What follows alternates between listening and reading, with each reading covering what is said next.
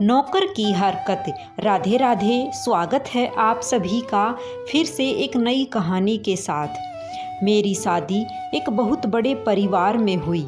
मेरा पति का अच्छा बिजनेस है। मेरे पति परिवार के इकलौते बेटे हैं। सास ससुर, मैं और मेरा पति, हम 4 लोगों का ही परिवार है। मेरे ससुर और मेरे पति सारा बिजनेस संभालते हैं, इसलिए काम से वापस आने का कोई समय नहीं होता है। मेरे पति अब एक नया काम शुरू करने वाले हैं, नई जगह पर।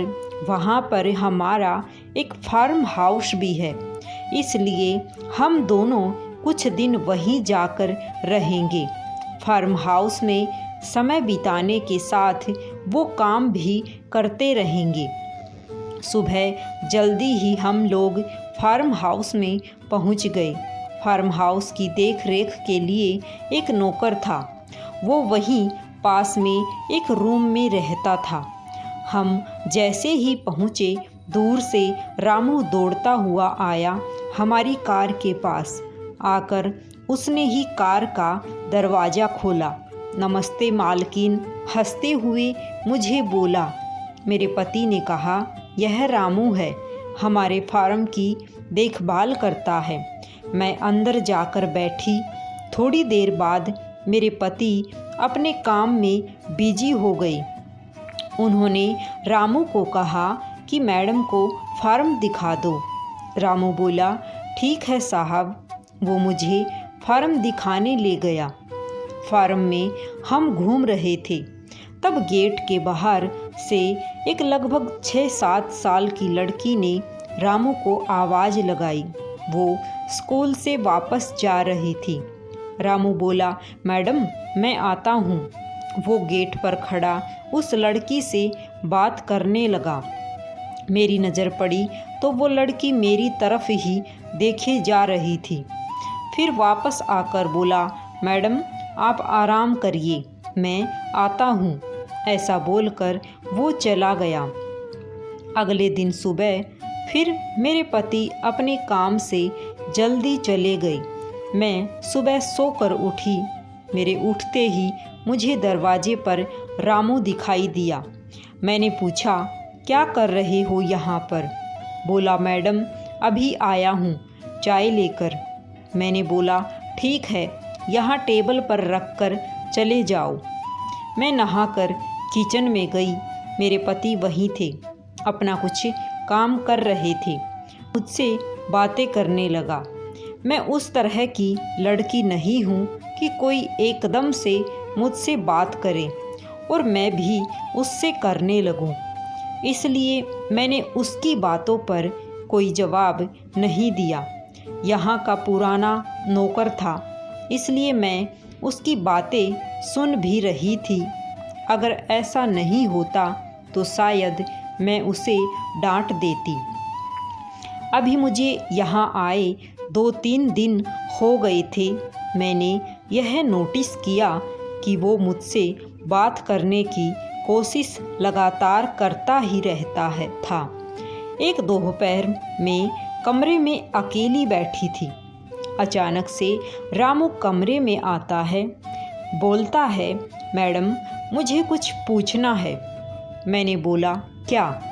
बोला, मैडम आप बुरा मत मानना। मैंने बोला, पूछो।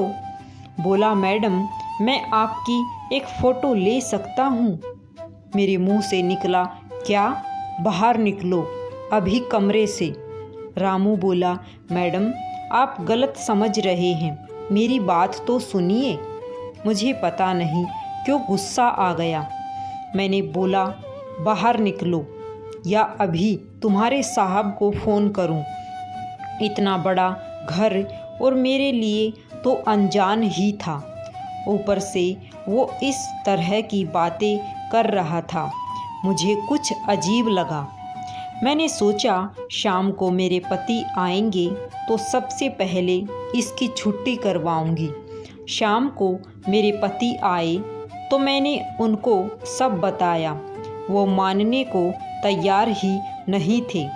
बोले, यह कई सालों से है, उसकी एक बच्ची भी है। तुम कुछ गलत समझ रही हो। उसकी बच्ची के बारे में मुझे पता नहीं था। मैंने बोला, कई सालों से यहाँ कोई लड़की भी नहीं आई थी। मेरे पति ने बोला, रुको, अभी बुलाकर बात करते हैं। मेरे पति ने रामू को आवाज़ लगाई। रामू आया तो मेरे पति ने बोला, क्या हुआ रामू, तुम्हारी मैडम कुछ शिकायत कर रही है। साहब, मैंने सिर्फ फ़ोटो लेने को कहा था। मेरे पति ने पूछा, क्यों चाहिए तुम्हें फ़ोटो। रामू बोला, साहब आप तो जानते हैं मेरी 7 साल की एक बच्ची है। उसकी माँ उसके पैदा होते ही चल बसी थी और जब वो 2 साल की थी तब हमारे घर में आग लग गई थी। भगवान की कृपा हम तो बच गए, लेकिन उसकी माँ की सारी निशानियाँ ख़त्म हो गई। बिना माँ की बच्ची को संभालना बड़ा मुश्किल होता है। साहब, मैडम, उस दिन जब मैं आपका फार्म दिखा रहा था तब स्कूल से घर वापस जाते वक्त उसने हमें देख लिया। मेरा घर यही थोड़ी दूर पर है। उसकी दादी उसे संभालती है। हमेशा मुझसे पूछती रहती थी कि पापा, मेरी माँ कैसी दिखती थी, कैसी चलती थी, कैसी बातें करती थी। मैं उसे कहता था वो बहुत सुंदर थी। यहाँ गांव में उसके जैसा कोई नहीं है। आपको जब देखा तो उस दिन मुझे उसने यही पूछा, क्या पापा मम्मी ऐसी थी। मैंने उसे कहा, हाँ ऐसी ही थी। तब से जिद पर अड़ गई कि मुझे मैडम से मिलना है, वो मेरी मम्मी जैसी है। स्कूल नहीं जा रही, मैं इसलिए आपसे बात कर रहा था कि आपको यह सब बता सकूं, लेकिन आपका स्वभाव अलग है। फिर उसने आज सुबह से कुछ खाया नहीं। बोल रही है फ़ोटो लाना। मैं मेरे स्कूल वाले दोस्तों को दिखाऊंगी कि मेरी मम्मी ऐसी थी। तो मैंने बोला कि मैं तुझे फ़ोटो लेकर दिखा दूंगा। वो बोली, पक्के से लाना। इतना कहकर रामू फूट फूट कर रोने लगा। रोते हुए ही बोला, बच्ची है मैडम, उसका नसीब ही ऐसा है। पैदा होते ही माँ मर गई और बाप मुझ जैसा मिला। मैडम, हम साहब से कुछ भी बोल देते थे। साहब का कभी मुझे डर नहीं लगा। यही आदत मुझे पड़ गई और मैंने आपको भी अपना समझकर बोल दिया। आप मुझे बताने देती तो मैं आपको भी बता देता। रामू की बातें सुनकर मुझे अपने आप पर गुस्सा आया। मेरे पति ने रामू को चुप कराया और कहा कि बच्ची को वहाँ क्यों रखते हो, उसे यहीं रखो। इतना बड़ा फार्म हाउस है, कल बच्ची को लेकर आओ। सुबह वो बच्ची को लेकर आया। बच्ची को दूर से ही मुझे दिखा रहा था, शायद अब भी झिझक रहा था। मैं खुद बच्ची के पास गई। बोला, अरे हम यहाँ 4 दिन से हैं और आप अब आ रही हैं। मेरे ऐसा कहने पर बच्ची के चेहरे पर जो मुस्कान आई वो अनमोल थी। वो मुझसे लिपट गई।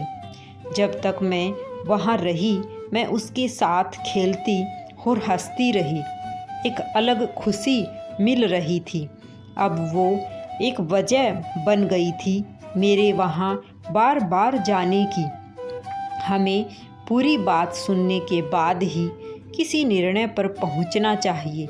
सामने वाले की बात पूरी सुननी चाहिए, तभी हम जान पाएंगे कि वह क्या कहना चाहता है, उसकी गलती है भी या नहीं है। अगर कहानी पसंद आई हो तो चैनल को सब्सक्राइब अवश्य करें ताकि और कहानियाँ भी आप सुन पाए। सभी को राधे राधे, सभी को जय श्री कृष्णा।